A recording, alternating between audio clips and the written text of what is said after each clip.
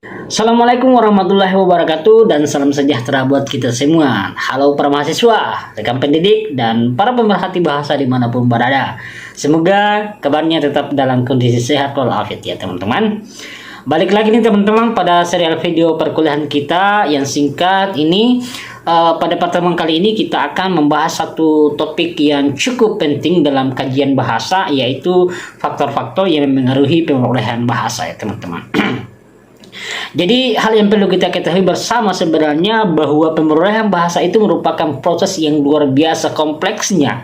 Kenapa? Karena pemerolehan bahasa yang dialami oleh setiap manusia itu melibatkan berbagai faktor, ya, melibatkan faktor biologi, kognisi, interaksi sosial, lingkungan, hingga konteks budaya. Jadi memahami faktor-faktor ini sangat penting bagi terutama bagi kita atau bagi mereka yang sebagai pendidik atau pemerhati anak dan peneliti bahasa. Ya, itu jadi ini saya rasa cukup penting yang perlu kita ketahui bersama, khususnya bagi mereka yang sebagai pemerhati bahasa atau pendidik ya teman-teman.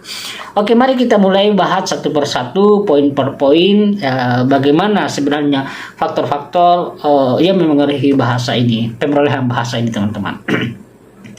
Jadi pemerolehan bahasa itu atau pemerolehan bahasa pertama atau yang dikenal dengan first language acquisition itu merupakan hasil interaksi dari berbagai faktor seperti yang saya sebutkan tadi, faktor jadi berbagai faktor, jadi tidak ada satu faktor tunggal yang benar-benar bisa mempengaruhi pemerolehan bahasa. Jadi tidak ada faktor tunggal yang menentukan kemampuan pemerolehan bahasa anak. Jadi dalam penelitian panjang menunjukkan bahwa pemerolehan bahasa itu dipengaruhi dari berbagai proses, dari berbagai faktor. Jadi dia memiliki proses hibrida dari gabungan berbagai faktor antara kemampuan biologis bawaan, kapasitas kognitif setiap individu, setiap anak, dan kualitas lingkungan interaksi tempat anak itu tumbuh. Jadi setidaknya pada serial video ini beberapa menit ke depan kita akan membahas beberapa poin penting. Yang pertama, faktor biologis dan periode kritis. Ini juga kita akan bahas nanti. Input linguistik, interaksi sosial, faktor kognisi, faktor sosioekonomi, faktor bilingualisme dan multilingualisme, faktor budaya, dan implikasi praktis untuk pendidikan. Jadi 8 poin-poin ini kita akan uraikan satu persatu sehingga sampai kita paham sebenarnya apa saja sih yang menjadi faktor-faktor pemerolehan bahasa seorang anak itu sampai tumbuh dalam kehidupan sehari-hari.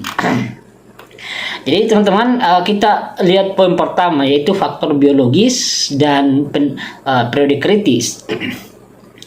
Pertama kita lihat faktor biologis ya teman-teman. Jadi dalam kajian pemerolehan bahasa ada konsep yang sangat terkenal, yaitu periode kritis. Menurut Lernerberg ini pada 1997-an ini ada masa tertentu. Jadi ada masa tertentu pada anak itu di mana otak anak sangat plastis, sangat mudah menerima dan memproses bahasa. Jadi masa ini itu berlangsung sejak bayi hingga menjelang pubertas. Jadi kita juga itu perlu memerhatikan atau perlu memperbanyak input linguistik bahasa anak itu pada umur-umur yang masih bayi ini hingga memasuki atau menjelang pubertas. Jadi setelah melewati masa ini, itu kemampuan neurobiologis itu untuk mempelajari bahasa itu sudah mulai berkurang. Jadi kemampuan itu sudah tidak sama lagi. Yang di masa-masa sebelum pubertas itu input pemerolehan bahasa itu cepat sekali anak memahami bahasa yang ia dengarkan di sekitar lingkungannya. Jadi setelah melewati ini, jadi kemampuan neurologis untuk mempelajari bahasa itu mulai berkurang ya teman-teman, bahkan berkurang secara drastis. Kita lihat contoh kasus ya, kita ambil satu contoh kasus bahwa seorang anak ini tidak mendapatkan paparan bahasa sampai 7 sampai 8 tahun. Misalnya pada kasus feral children. Misalnya pada kasus feral children hampir selalu mengalami kesulitan menguasai tata bahasa dengan sempurna, meskipun mendapat intervensi saat lebih besar. Jadi, jika ada anak ini pada saat umur 7 sampai 8 tahun hampir selalu mengalami kesulitan menguasai tata bahasa dengan sempurna, meskipun mendapatkan intervensi saat sudah belajar lebih besar. Artinya apa teman-teman? Bahwa paparan bahasa di sini sangat penting dan faktor biologis tidak bisa diabaikan. Jadi jangan sampai anak-anak kita yang masih di bawah umur 7 tahun ini kita kita cenderung pasif memberikan paparan bahasa. Jadi semakin banyak anak diajak ngobrol itu bisa berpengaruh positif terhadap perkembangan bahasa anak ya teman-teman. Jadi itu ya. Jadi sangat perlu diperhatikan bahwa paparan bahasa sejak dini itu sangatlah penting terhadap perkembangan kemampuan bahasa atau pemerolehan bahasa seorang anak. Itu yang pertama teman-teman. Selanjutnya, kuantitas dan kualitas input linguistik.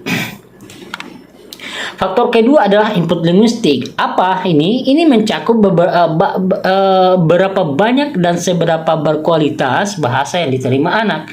Jadi itu dimaksud jadi faktor linguistik ini, faktor input linguistik ini adalah mencakup seberapa banyak dan seberapa berkualitasnya bahasa yang diterima seorang anak.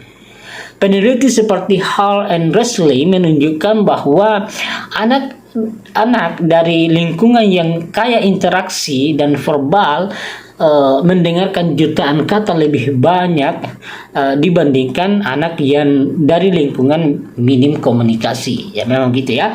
Jadi ini yang ditunjukkan oleh peneliti seperti Hart dan Resley itu menunjukkan bahwa anak dari lingkungan yang kaya interaksi verbal mendengarkan jutaan kata lebih banyak dibandingkan anak dari lingkungan minim komunikasi. Dampaknya apa teman-teman? Dampaknya terlihat pada ukuran kosakata dan kemampuan berbahasa anak. Nah, jadi kemampuan bagaimana anak itu menyampaikan ide, gagasan dan pikirannya atau menyampaikan keinginannya itu terlihat dari kosakata atau kemampuan berbahasa mereka, kemampuan berbahasa anak. Namun ya, peneliti modern juga menekankan bahwa kualitas interaksi lebih penting daripada sekedar jumlah kata. Jadi itu juga perlu dipahami, perlu diperhatikan, perlu digarisbawahi bahwa kualitas interaksi itu ya perlu juga diperhatikan daripada hanya sekedar memberikan banyak ucapan-ucapan, banyak paparan bahasa, tetapi sembarang saja di apa yang disampaikan. Jadi anak-anak itu kita sebagai orang dewasa ya setidaknya memfilter, memilih bahasa-bahasa yang cocok dengan anak. Karena kenapa? Karena anak itu mudah meniru bahasa ya. Jadi kalau kata-kata kotor yang selalu kita perdengarkan, kata-kata yang kurang berkualitas kita perdengarkan, itu juga yang akan terserap di memori pemerolehan bahasa anak ya teman-teman. Jadi itu ya, perlu kita garis bawahi bahwa kualitas interaksi itu lebih penting daripada hanya sekedar jumlah kata, kuantitas kata.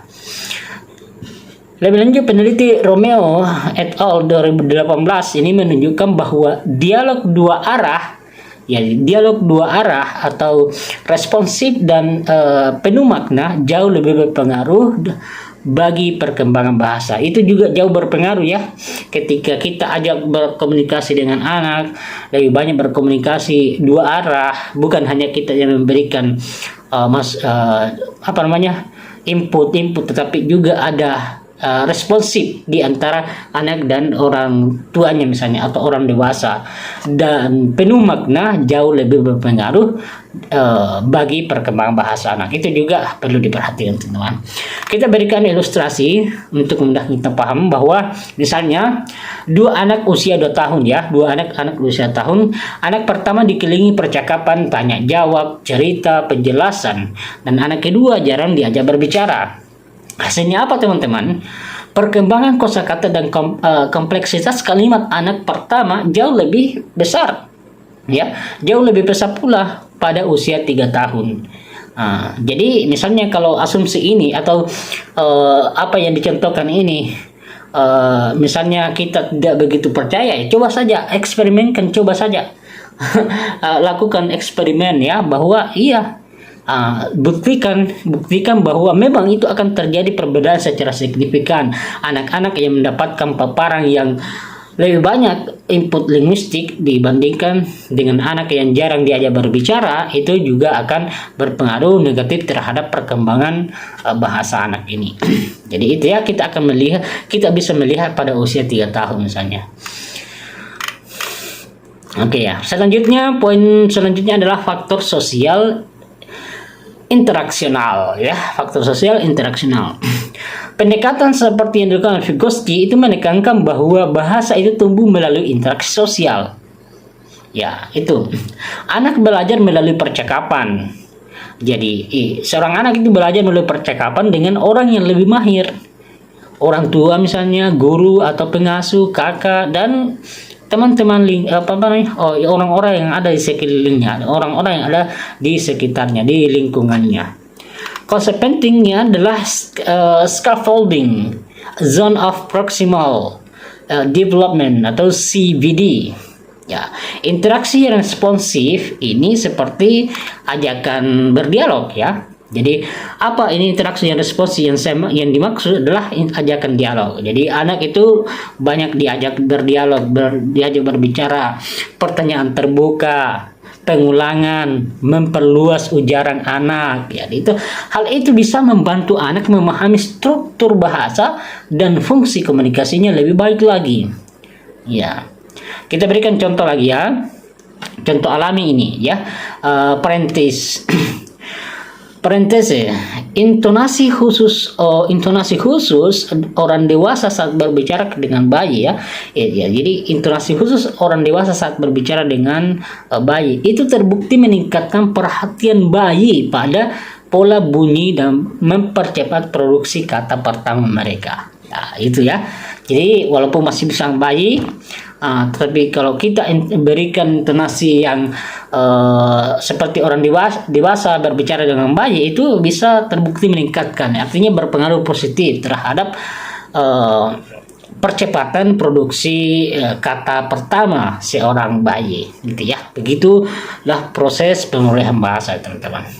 Oke, poin selanjutnya adalah faktor kognitif, ya, faktor kognitif atau memori dan perhatian.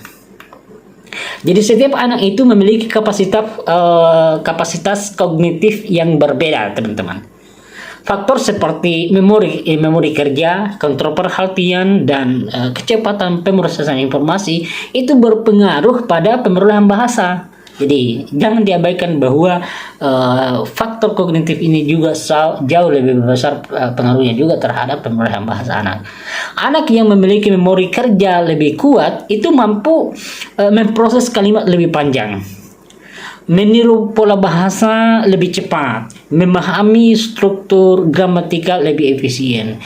Jadi input yang diberikan itu bertahap dan kontekstual, biasanya itu lebih mudah dipahami. Nah, sejalan dengan teori pemrosesan kognitif, teman-teman. Itu ya. Jadi itu selanjutnya faktor kognitif dan memori dan perhatiannya. Selanjutnya teman-teman, faktor sosioekonomi dan lingkungan keluarga. Kita juga akan melihat ini bahwa status sosial ekonomi itu itu memengaruhi juga pemulihan bahasa. Seberapa sering orang tua berinteraksi verbal. Jadi itu juga perlu diperhatikan dan perlu disadari kita sebagai pemerhati atau pendidik anak misalnya, itu harus memperhatikan juga seberapa sering orang tua, seberapa sering kita berinteraksi verbal. Kemudian ketersediaan buku. Apalagi akses kegiatan stimulatif dan gaya pengasuhan.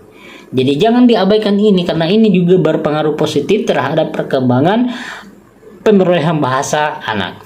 Jadi penelitian Hall dan Wesley ini dan banyak studi lanjutan menemukan bahwa faktor sosial ekonomi ini berkorelasi kuat dengan jumlah dan kuantitas. Jumlah dan kualitas input linguistik yang diterima oleh seorang anak atau seorang individu yang baru pertama memperoleh bahasa. Contoh program intervensi yang melatih orang tua untuk membaca dan berdialog dengan anak terbukti meningkatkan ukuran kosakata anak di usia preschool, di usia prasekolah gitu ya. Jadi ini juga bisa kita buktikan dengan melakukan eksperimen dengan memberikan program intervensi yang melatih orang tua untuk membaca dan berdialog dengan anak-anak. Itu terbukti dengan meningkatkan ukuran kosakata anak di usia sebelum sekolah atau prasekolah, gitu ya. Saya sendiri saya masih segar-segar di ingatan saya ketika saya sebelum sekolah masuk SD, itu masih segar di ingatan saya bagaimana ayah saya itu sering memberikan cerita-cerita kepada saya atau dongeng-dongeng kepada saya, dan itu masih tersimpan di memori saya. Ada begitu banyak cerita-cerita dongeng-dongeng yang diceritakan kepada saya pada saat saya masih belum masuk sekolah SD. Belum masuk sekolah itu. Jadi itu juga saya bisa membuktikan bahwa betapa kuatnya ingatan saya di umur segitu. Padahal saya begitu menyadari setelah sekolah tamat SD atau bahkan sudah tamat SMP itu di umur 15 ke atas itu dongeng-dongeng yang diberikan kepada saya itu biasanya 4 kali 5 kali diceritakan kepada saya baru saya bisa menceritakan secara langsung. Tapi dulu ketika umur sebelum sekolah diceritakan hanya sekali saja, saya sudah bisa menangkap poin dari cerita itu, dongeng-dongeng itu. Jadi memang saya rasa hal yang tidak dapat dibantahkan bahwa memang ada masa-masa anak itu, masa kritis yang lebih cepat memperoleh bahasa, dan setelah memasuki masa pubertas itu daya tangkap kita terhadap bahasa itu sudah mulai berkurang. Oke, gitu ya. Selanjutnya ada bilingualisme dan multilingualisme. Banyak anak tumbuh dalam lingkungan bilingual dan multilingual. Jadi khususnya di Indonesia ini memang kita itu kaya akan orang-orang yang memiliki kemampuan bahasa lebih dari satu, bahkan ada yang lebih dari 2, multilingual Banyak anak tumbuh dalam lingkungan bilingual dan multilingual. Beberapa catatan penting yang perlu kita garis bawahi di sini bahwa anak bilingual itu mungkin tampak memiliki kosakata lebih sedikit jika dihitung per bahasa Jadi jika kita hitung per bahasa itu akan lebih sedikit. Namun jika dijumlahkan total kosakatanya itu bisa sama bahkan lebih banyak, Jadi mereka sering menunjukkan keunggulan dalam fungsi eksekutif seperti kontrol atensi dan fleksibel kognitif. Jadi perkembangan bilingual sangat berpengaruh terhadap jumlah input masing-masing bahasa, konteks penggunaannya, dan dukungan orang dewasa juga Jadi kita berikan ilustrasi, anak yang mendapatkan paparan seimbang 2 bahasa sejak bayi itu cenderung memiliki kemampuan switching bahasa yang lebih baik dan kompetensi pragmatik yang lebih fleksibel juga Itu. Jadi teman-teman yang ada di rumah, yang ada adik-adiknya masih kecil, yang masih itu Jika menginginkan anak-anak yang cepat tumbuh dengan perkembangan bahasa yang lebih baik, ya coba lebih banyak diajak komunikasi, lebih banyak berceritakan ya itu. Oke, selanjutnya teman, kita lanjut ke poin selanjutnya, yaitu faktor budaya dan nilai komunikatif. Budaya itu mempengaruhi bagaimana bahasa digunakan dalam lingkungan keluarga. Di beberapa budaya, anak diajak berdialog panjang, bercerita, berdiskusi. Di budaya lain, anak itu belajar bahasa lebih banyak melalui observasi. Jadi tidak ada yang lebih baik, tetapi jalur pemulihan berbeda itu sesuai dengan nilai budaya masing-masing. Contoh misalnya, budaya yang menekankan narasi keluarga cenderung melahirkan anak dengan kemampuan storytelling yang kuat. Jadi budaya yang menekankan narasi keluarga itu cenderung melahirkan anak dengan kemampuan storytelling yang kuat, ya. Bercerita yang itu pandai bercerita. Budaya yang menekankan interaksi atau instruksi singkat, ya. Budaya yang menekankan instruksi singkat melatih anak memahami perintah dengan cepat. Jadi jika ada anak kita itu yang hanya lebih banyak diperdengarkan dengan instruksi singkat, ya mungkin anak itu hanya memahami perintah dengan cepat. Tapi kalau anak itu menekankan narasi keluarga misalnya, cenderung melahirkan anak yang kemampuan storytellingnya juga tinggi. Itu ya. Poin selanjutnya, implikasi praktis. Apa implikasi praktisnya? Dari seluruh faktor yang ada di atas tadi yang kita telah uraikan satu persatu, ada beberapa poin penting yang bagi pendidik dan orang tua yang perlu kita pahami bersama. Pertama, fokus pada kualitas input. Ya, kita fokus pada kualitas input. Input apa? Input linguistik, ya. Libatkan anak dalam percakapan bermakna. Jadi libatkan anak pada percakapan bermakna, misalnya membaca bersama, memberi contoh, ujaran yang jelas, dan memberikan kata-kata yang baik, perdengarkan kata-kata yang baik pada anak. Itu berpengaruh positif pada perkembangan pemulihan bahasa anak. Yang kedua, intervensi dini sangat penting. Jadi intervensi dini sejak dini itu penting, ya. Semakin awal awal dukungan diberikan, jadi semakin awal dukungan diberikan pada anak, itu semakin besar pula dampaknya terutama bagi anak dari lingkungan yang berisiko. Itu ya. Selanjutnya, dukungan perkembangan bilingual. Jangan melarang anak belajar dua bahasa. Jadi jangan anak belajar dua bahasa, tapi justru dianjurkan dengan strategi input seimbang, keduanya bisa berkembang optimal. Kemudian selanjutnya, hormati konteks sosial.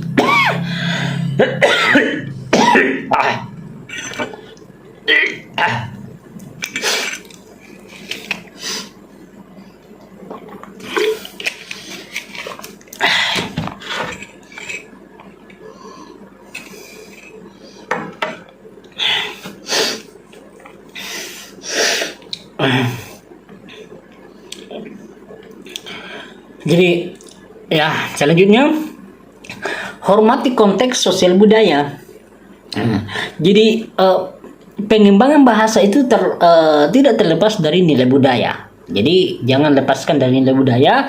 Pendekatan pendidikan itu perlu sensitif terhadap keberagaman praktik bahasa dalam keluarga. Sebagai penutup teman-teman, di saudara video kita kali ini, kesimpulannya apa? Pemulihan bahasa itu dipengaruhi oleh faktor biologis, input linguistik, interaksi sosial, faktor kognitif, sosioekonomi, bilingualisme, dan budaya. Semua faktor ini saling berinteraksi membentuk kemampuan berbahasa anak. Jadi tidak ada satu faktor tunggal yang mempengaruhi bahasa, tetapi semua merupakan hibrida dari berbagai faktor ini yang mempengaruhi pemulihan bahasa anak. Semakin banyak input bahasa yang diberikan kepada anak, semakin bagus pula pemulihan bahasa yang diterima oleh anak itu. Terima kasih teman-teman, semoga serial video ini bisa bermanfaat buat teman-teman semua, dan sampai jumpa pada serial video kita selanjutnya. Assalamualaikum warahmatullahi wabarakatuh.